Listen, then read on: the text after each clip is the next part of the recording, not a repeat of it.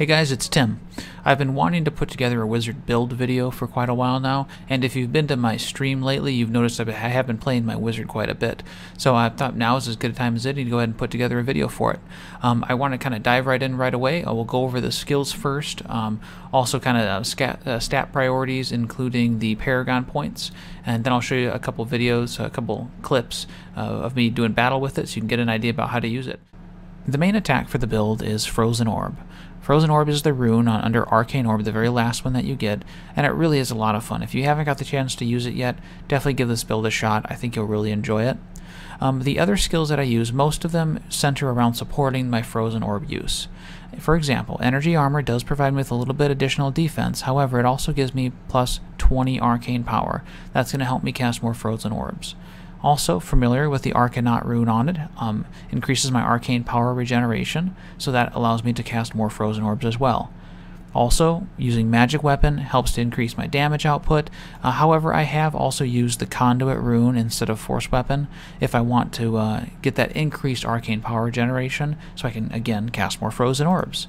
Now, I'm using Archon right now to help with the elite packs. I want to be able to advance through battle really easily without a lot of threat of dying. I want to be as efficient as possible, so coming up against those elite packs, it's really important that I blast through them in a reasonable amount of time with relatively little risk of death, so that I can stay as efficient as possible. Right now I'm using the Pure Power rune, which does actually reduce the cooldown to 100 seconds, but you can really use whichever one you like.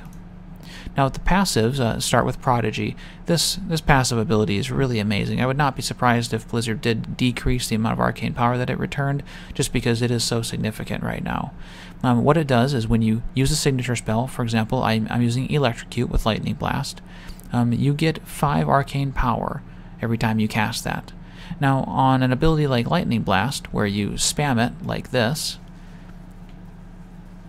every couple of seconds, based on your attack speed, you're actually getting that proc. So let me show you how it works. Let me deplete my arcane power by casting my Frozen Orbs, and watch my arcane power. You see how fast that increases? That is the Prodigy rune at work. So if you haven't got the chance to try that, give it a shot. I think you'll really like it, especially in conjunction with Frozen Orb.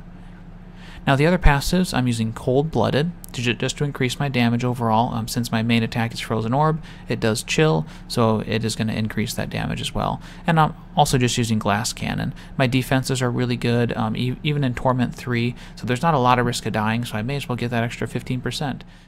Let's talk about paragon points. First up is core.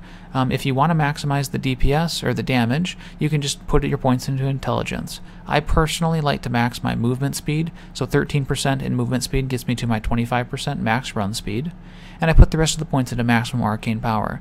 Again, the build revolves around being able to cast a lot of Frozen Orbs. Ideally, I want to be able to come upon a group of monsters, maybe even a set of elites, dump my arcane power pool, and have them all dead. And so if plus maximum arcane power allows me to cast one more Frozen Orb that much sooner, then awesome. That fits perfectly into this build. Next up is offense. You can't really go wrong with any of these. It's really going to, just kind of depend on your play style. I probably would not suggest cooldown reduction. The only thing that you're really using with the cooldown is going to be Archon. I would probably suggest you lean towards critical hit chance or critical hit damage, whatever you're more comfortable using. You can't really go wrong going either way. Just kind of see whatever's going to give you the most damage. Next up is defense. I really like this tree because it gives you a lot of freedom to do whatever you want.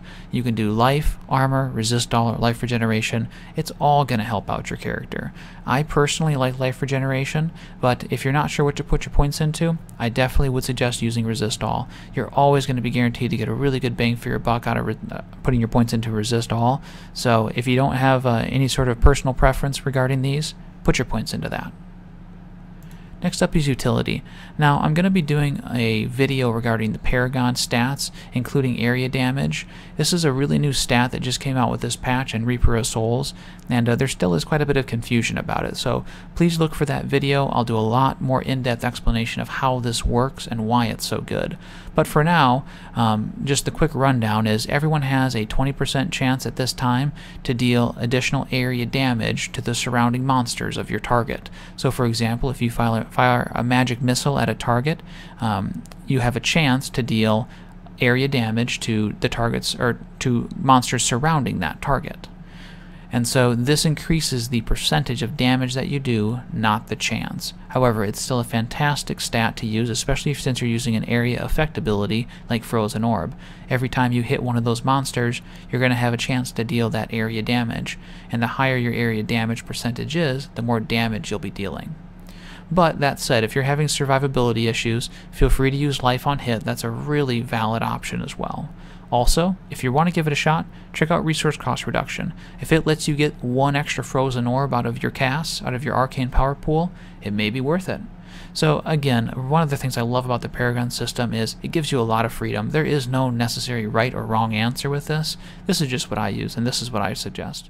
So there you have it. That's the build that I've been using thus far in 2.0, and I'll probably continue to use for a little while. I'm having a lot of fun with it. The Frozen Orb is fantastic. I think Blizzard did a phenomenal job with that skill. It's a lot of fun to use again. Anyways, thanks for watching. Make sure to subscribe so you can see all the videos that I put out in the future. And also remember to check out my stream, twitch.tv/IamTheMatrix. I stream every night at 7 to 10 p.m. Central Standard Time. So have a good one.